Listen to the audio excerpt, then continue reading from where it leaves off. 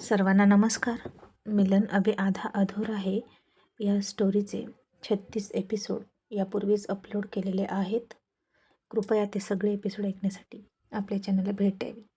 टिंगूकडून रोहितला कळलं की राणी प्रेग्नेंट आहे आणि रोहित फार चिडला. तो तिला खूप रागात घरी घेऊन आला. तिला काही कळतच नव्हतं की तो इतका रागाला का गेला आहे. त्यानं तिला बेडवर ढकललं, दरवाजा बंद केला आणि तिच्याकडे खूप रागात बघत होता. आणि राणी म्हणाली, अहो झालंय काय, असं काय करताय, माझं काही चुकलं का? तो म्हणाला, तुम्हाला कशाचा इतका राग आला आहे? आणि रागानं पिसाळलेला रोहित तिच्याजवळ गेला आणि सरळ तिचा पदर बाजूला करून पोटावर हात ठेवून म्हणाला, हे काय आहे बोल, तू फसवलंस ना मला? आणि त्याच्या त्या स्पर्शानं राणी खूप शहारली.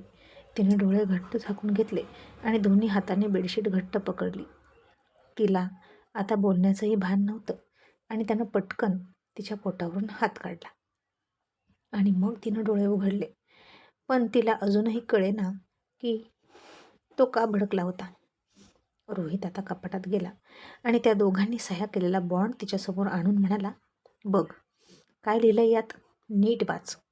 यात आपण दोघं एकमेकांना टच करणार नाही असं लिहिलंय ना? आणि याप्रमाणे वागतोय की नाही मी कुठेही माझी मर्यादा ओलांडली नाही. माझ्या दिलेल्या वचनाप्रमाणे मी वागतोय. आणि जरी हा बॉन्ड लिहून घेतला नसता तरीसुद्धा मी माझी मर्यादा ओलांडली नसती. मग तरीही तू माझ्याशी खोटं का बोललीस? राणी आता काहीच न समजून म्हणाली, सर पण मी काय खोटं बोलले? रोहित म्हणाला, खोटं नाही बोललीस, पण तू गोष्टी लपवल्या. बोल, माझ्यापासून हे का लपवलं? राणी म्हणाली, पण सर काय लपवलं? काहीच तर नाही लपवलं. रोहित म्हणाला, खोटं. तू पुन्हा खोटं बोलतेस आणि मला खोटारडा म्हणतेस का? राणी म्हणाली, सर पण झालंय काय? मी काय लपवलं ते तरी सांगा, अशी ती सारखी विचारत होती. आणि रोहित म्हणाला, राणी तू प्रेग्नेंट आहे ना? हे तू माझ्यापासून लपवलं आणि आता बहुतेक तुला त्या मुलाला सूर्यवंशींचं नाव द्यायचं असेल, हाच तुझा प्लॅन आहे का? आणि आता राणी चक्रावली आणि झटदिशी बेडून उठली आणि म्हणाली, काय? सर तुम्ही काय बोलताय? तुम्हाला कळतंय का? मी आणि प्रेग्नेंट कसं शक्य आहे? आणि रोहित म्हणाला, धक्का बसला का हे ऐकून? की मला कळालं याचा जास्त धक्का बसलाय तुला? तू प्रेग्नेंट नाहीस का? आणि राणी त्याचं कन्फ्युजन दूर करत म्हणाली, अहो सर नाही मी प्रेग्नेंट, तुम्ही असं का करताय? रोहित म्हणाला, अच्छा याचा अर्थ तू प्रेग्नेंट होती पण आत्ता नाही. आणि मग नंतर त्या मुलानं तुला फसवलं, लग्नाला नकार दिला असेल आणि मग तू ॲबॉर्शन केलं. आणि मग इकडे मनोजसोबत सूत जुळवत होतीस आणि नेमका मी अडकलो आणि तुझ्याशी लग्न करून बसलो. हे बघ राणी, हे लग्न कसं आहे तुलाही माहीत आहे. आपल्यात नवरा बायकोचं नातं नसलं तरी तू सूर्यवंशींची सून आहे. आणि नातं नसलं म्हणून काय झालं? प्रामाणिक जोडीदार मिळण्याचा हक्क मलाही आहे.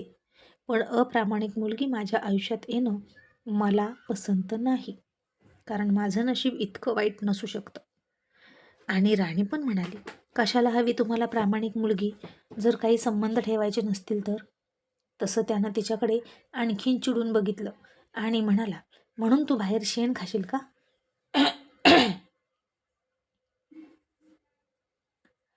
आपल्यात काहीच संबंध नसतील हे आपल्या दोघांकडून ठरलं आहे. मग आता तुला माझ्याकडून अपेक्षा आहेत का? आणि राणी थोडी शांत झाली आणि मग म्हणाली, नाही सर, मला तुमच्याकडून अपेक्षा नाहीत. पण तुम्ही माझ्यावर असे आरोप करणार असाल तर मलासुद्धा ते पसंत नाही. माझं काही चुकलेलं नाही. आणि कुणी सांगितलं तुम्हाला मी प्रेग्नंट आहे? मी प्रेग्नंट नाही आणि कधीच नव्हते. आणि मी काहीच लपवलेलं नाही तुमच्यापासून. आणि कुणी सांगितलं ते तरी सांगा, मग ही गोष्ट खरी की खोटी ते ठरवू. आणि रोहित म्हणाला, माझा मित्र आला होता तुला मागणी घालायला आणि तेव्हा तूच त्याला म्हणालीस ना तुझं एका मुलावर प्रेम आहे आणि तू प्रेग्नंट आहेस आणि लग्नाला नकार दे. आणि ही गोष्ट मला त्या दिवशीपासून माहीत होती. नेमका माझ्या मित्रानं तुला आज बघितली आणि त्यानं ओळखलं. आणि नशीब त्याला माहीत नाही की तूच माझी बायको आहेस, नाहीतर आज माझी काय इज्जत राहिली असती. माझ्या घराण्याची, सूर्यवंशी घराण्याची काय इज्जत राहिली असती राणी. आणि आता रोहित असं म्हणाला आणि राणीच्या लक्षात आलं की मॅटर काय आहे. आणि तिनं जीभ चावली आणि म्हणाली, अरे बापरे, असं झालंय होय. पण या गोष्टीबद्दल मी आधीच मार खाल्ला आहे की आईचा, आता सरांचा पण मार खावा लागेल की काय. आणि ते खोटं बोलले, ते खोटं माझा कुठपर्यंत पिच्छा पुरवणार आहे कुणास ठाऊक. आणि मग ती रोहितला म्हणाली, सर माझं ऐका ना, मला मान्य आहे माझं चुकलं, पण ना. आणि रोहित म्हणाला, चूक नाही, तुझा गुन्हा झाला आहे, तू मला आधीच नाही सांगितलं. मी तुला म्हणालो होतो जे काही असेल ते खरं खरं सांग. राणी म्हणाली, सर अहो ऐका तरी, तुम्ही मला बोलूच देत नाही. स्वतःच बोलताय. इतक्यात बाहेर घरातले आले आणि डिनरसाठी त्या दोघांना हाक मारली. आणि रोहित चिडूनच बाहेर गेला आणि दोघांचं बोलणं अर्धवट राहिलं. आणि राणीनं आता त्यानं पोटावर हात ठेवला होता तिथं पुन्हा हात ठेवला आणि थोडी गालात हसली. मग राणीसुद्धा फ्रेश होऊन बाहेर आली आणि तिनं त्याच्या चेहऱ्याकडे बघितलं तर रागाने लाल भडक झाला होता. तिला तर त्याचं खूप हसायला यायचं आणि यांना इतकं चिडायला काय झालंय हेच तिला कळत नव्हतं. मग जानकी म्हणाली, आधी घरच्या लक्ष्मीची सर्वांनी आरती करूया आणि मग जेवायला बसूया. आणि मग दोघांनी आरती घ्यायला सुरुवात केली. आधी मल्हारराव आणि जानकीनं आरती घेतली, मग राहुल सपनानं घेतली आणि आता राणीसोबत आरती घेण्यासाठी रोहित पुढे येतच नव्हता. खूप चिडला होता. आता राणी एकटीच आरती घेऊन फिरवत होती, सोबतच त्याचीही वाट बघतच होती तिरक्या नजरेनं. रोशनने ओळखलं की रोहित चिडलाय आणि त्यानं राणीला खुणवून विचारलं की याला काय झालं फुगायला. आणि राणीनं काहीच न बोलता नुसते तिचेच गाल फुगवले आणि ते असे फुगलेत असं दाखवलं. आणि रोशन हसला आणि ती खुणवाखुणवी रोहितनं सुद्धा बघितली. आणि जानकी म्हणाली, रोहित बाळा जा ना आरतीला, देवाच्या कामाला असं करू नये. आणि रोहित आता रागातच गेला. त्यानं आरती पकडलेल्या राणीच्या हातावर घट्ट हात पकडला आणि प्रचंड दाबला आणि जितका पण राग होता तो राणीच्या हातावर काढत होता. राणीला खूप खूप दुखायला लागलं. खालून आरतीचा दांडा रुतत होता आणि वरून त्याचा दाबलेला हात. आणि राणीनं पुन्हा डोळे मिटून घेतले वेदनेनं. त्यांचे चेहरे कोणाला दिसत नव्हते आणि त्याच्या स्पर्शात आता तिला कसलाच रोमॅन्टिकपणा जाणवत नव्हता आणि त्याची थोडी भीतीच वाटायला लागली. आणि मग आरती झाली. रोहितनं तिचा हात सोडला आणि मला भूक नाही, मला पुन्हा कोणीच बोलवायला येऊ नका जेवण्यासाठी असं म्हणून जाऊन झोपला. मग आता पुरुष मंडळींचं जेवण झालं. सपना आणि जानकी जेवायला बसल्या आणि राणी म्हणाली, आई खरं सांगू मलाही भूक नाही. आणि सपना लगेच म्हणाली, का गं, का भूक नाही? तू आणि भाऊजी भांडलात का? आता हनीमूनवर जाण्याचे दिवस आले आणि तुम्ही भांडताय काय? आणि आता सगळं सांभाळून घेण्याची जबाबदारी राणीवर होती. आणि राणी बाजू सावरून घेत म्हणाली, ताई अहो हनीमूनवरूनच चिडलेत ते.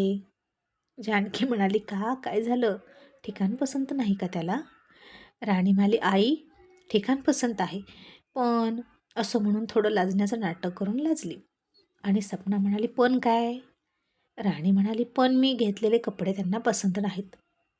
तशी सपना हसली आणि म्हणाली, म्हणजे तू पण तिकडे पण पॅन्ट टी शर्ट घेतलीस की काय आणि तेच घालणार का?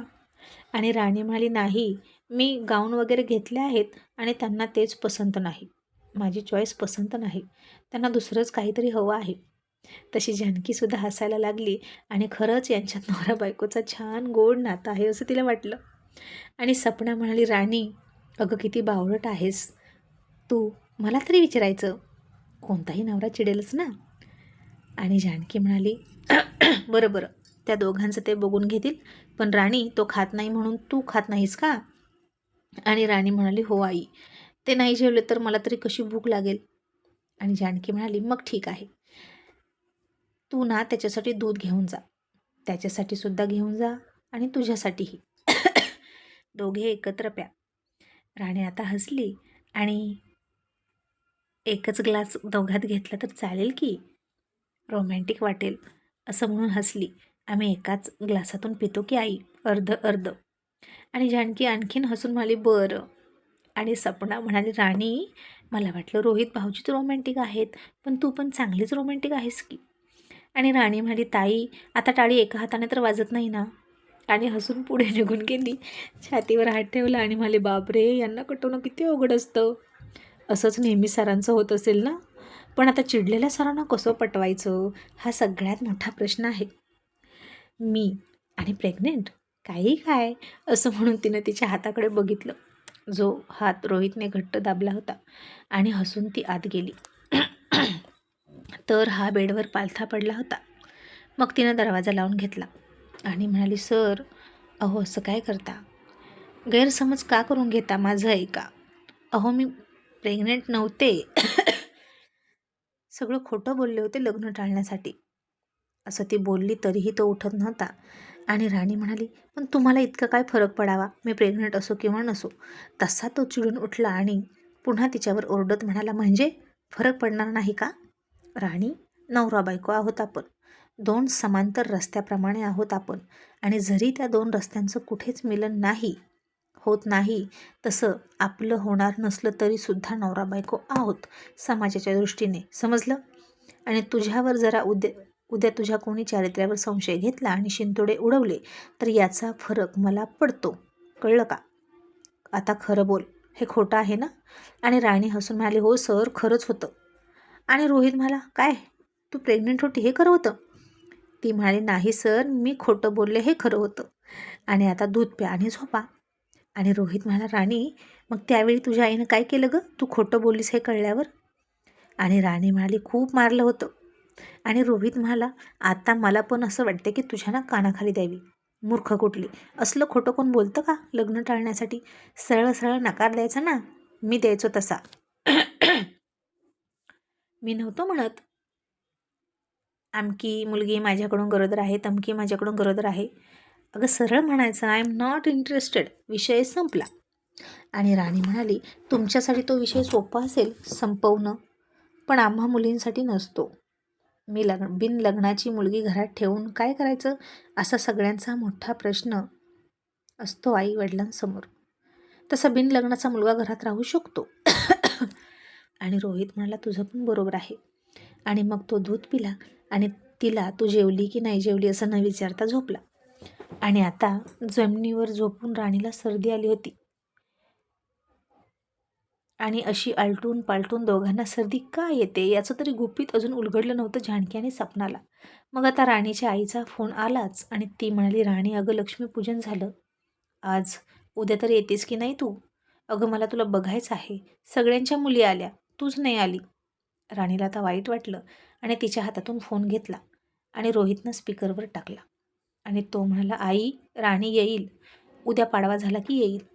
आणि मग आई म्हणाली पण रोहित, तुम्ही पण या बरं का, पहिला दिवाळीचा सण आहे आणि तुम्ही थांबाल ना. नाही म्हणजे तुमच्या घरा इतकं मोठं घर नाही आमचं, तुम्हाला एक रात्रही इथे थांबायला जड जाईल, बघा तुमच्या मनानं. असं म्हणून तिची आई शांत झाली. आणि रोहितनं थोडासा विचार केला. राणीही त्याच्याकडे बघत होती की तो काय बोलेल. आणि रोहित म्हणाला ओके, मी एक दिवस ॲडजस्ट करू शकतो आणि राहणार आहे. आणि राणीची आई खुश झाली. पहिल्यांदाच लग्नानंतर जावई घरी येणार म्हणून तिची लगबग सुरू झाली. मग राणीलासुद्धा बरं वाटलं, रोहितनं आईचं मन राखलं म्हणून. आणि त्या बाबतीत सर चांगले आहेत असं तिला वाटलं. मग दोघेही झोपले. बघता बघता पाडवासुद्धा आला. आणि आजही सपना आणि राणी आणि जानकीसुद्धा छान नटल्या थटल्या होत्या. आणि रोहित म्हणाला आई, हे झालं ना की आम्ही राणीच्या घरी निघतोय आणि भाऊबीज झाली की परत येऊ.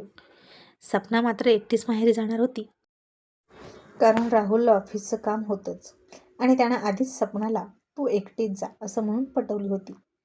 मग तिघींनी सुद्धा आपल्या आपल्या नवऱ्यांना ओळीनं पाटावर बसवलं आणि एक साथ ओवाळलं.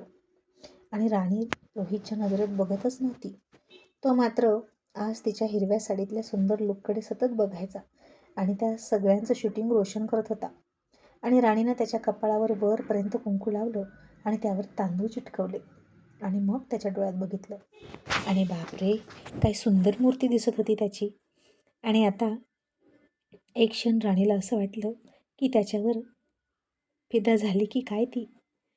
आणि तिनं हसूनच नजर खाली घेतली. मग मल्हाररावांनी आणि राहुलनं गिफ्ट दिलं आणि रोहितनं तिला गिफ्ट दिलं नाही, कारण त्याला भानच नव्हतं. आणि रोशन म्हणाला, रोहित दादा, अरे बघतोस काय, कितीही बघितलं तरी तुझं मन भरतच नाही ना, गिफ्ट दे ना. आणि सगळे हसले. तो भानावर आला आणि त्यानं राणीला गिफ्ट दिलं. मग सपना आणि राणीनं आपले आपले गिफ्ट उघडले, तर दोघींनाही एकसारखे सोन्याचे नेकलेस होते. आणि रोशन म्हणाला, चला चला, शूटिंग सुरू आहे. राहुल दादा, रोहित दादा, बायकांच्या गळ्यात नेकलेस घाला. आणि आता रोहितनं सुद्धा नाईलाजाने तो नेकलेस घेतला आणि समोरूनच राणीच्या गळ्यात घातला. राणीनं सगळे केस एका बाजूला घेतले आणि आता ते नेकलेसचं हुक रोहितला अंगठ्याने लागत नव्हतं. आणि जानकी म्हणाली, अरे दातानं प्रेस कर, चांगलं प्रेस कर. आणि आता रोहितनं सुद्धा पटकन ते खूप प्रेस करायला गेला. आणि रोहितचे श्वास राणीच्या गळ्यावर आदळले आणि तिच्या मांडीमध्ये प्रचंड सळसळ झाली आणि तिचे हार्टबीट प्रचंड वाढले. आणि ही कसली जानलेवी परीक्षा होती तिची काय माहीत. राणीनं दोन्ही हातांनी तिची साडी घट्ट पकडली होती आणि डोळे मिटून घेतले. आणि ते हुक दातानं लावेपर्यंत रोहितचं तोंड तिच्या गळ्यावर होतं आणि त्याच्या श्वासाने तिचा जीव जात होता. मग त्यानं झालं म्हणून त्याचं तोंड बाजूला घेतलं आणि मी आलेच म्हणून राणी स्वतःच्या सगळ्या भावना गुंडाळून बेडरूममध्ये गेली आणि मोठ्या मोठ्यानं श्वास घ्यायला लागली आणि स्वतःला पुन्हा ताळ्यावर आणलं तिनं. मग रोहित राणी तिच्या आईकडे गेले. इतकी सजलेली, धजलेली आणि सुंदर दिसत असलेली, दागिन्यांनी मढवलेली राणी बघितली आणि तिच्या आईनं दोघांचीही दृष्ट काढली. मग जेवण वगैरे झालं. संध्याकाळी झोपण्याची वेळ आली आणि रोहित विचार करत होता की मी इथे झोपताना काय घालू, मी तर काहीच आणलं नाही. आणि इतक्यात राणी आली. तिनं त्याचे नाईट कपडे त्याला दिले आणि म्हणाली, सर कपडे चेंज करा. आणि रोहित म्हणाला, राणी तू माझे कपडे आणलेस होय, थँक्यू, मी तर विसरलोच होतो. राणी म्हणाली, सर नवरा बायको झाल्यावर फक्त प्रेमाचं नाटक करायचं एवढंच तुमच्या लक्षात आहे ना, पण इतर अनेक गोष्टी आहेत की एकमेकांच्या छोट्या मोठ्या गोष्टीसुद्धा लक्षात ठेवाव्या लागतात, म्हणजे इतरांना कळतं की आपण नवरा बायको आहोत. आणि असं म्हणून ती बाहेर गेली आणि तो दरवाजा लावायला गेला तर दरवाजाला आतून कढीच नव्हती. मग त्यानं दरवाजाच्या मागे कपडे बदलले आणि सवयीप्रमाणे मोठ्यानं म्हणाला, राणी माझे कपडे बदलून झाले, आत ये तू. आणि आता हे ऐकलं राणीच्या आईनं आणि तिनं राणीकडे चकित होऊन बघितलं. आणि याचा काय अर्थ आहे असा तिला प्रश्न पडला. आणि राणी तिची नजर टाळून आतमध्ये आली. आणि रोहित मोठ्यानं म्हणाला, राणी अगो दरवाजाला कढीच नाही, आपण कसं झोपणार.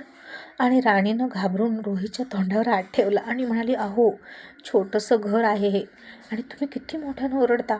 आईनं सगळं ऐकलं. आणि रोहित म्हणाला, सॉरी अगो, पण दरवाजाला कडी नाही, आपण कसं झोपायचं. आणि राणी म्हणाली, सर आईचा चेहरा बघून असं वाटतं की तिला डाऊट आला आहे आणि दरवाजाला कढीही नाही आणि मला वाटतं आपल्याला एकाच बेडवर झोपवावं लागेल. आणि हे ऐकलं तसं रोहित दचकला आणि पुन्हा मोठ्याने ओरडून म्हणाणार होता, काय एकाच बेडवर झोपायचं का. तसं राणीनं पुन्हा त्याच्या तोंडावर हात ठेवला आणि म्हणाली, गप्प बसा. आणि तुमच्या घरी मी तुमचं ऐकते ना सगळं, तसं या घरी तुम्ही माझं ऐकायचं. आपण एकाच बेडवर झोपतोय, कळलं. आणि आता घाबरण्याची वेळ रोहितवर आली होती आणि तो नाही नाही म्हणून मान हलवत होता.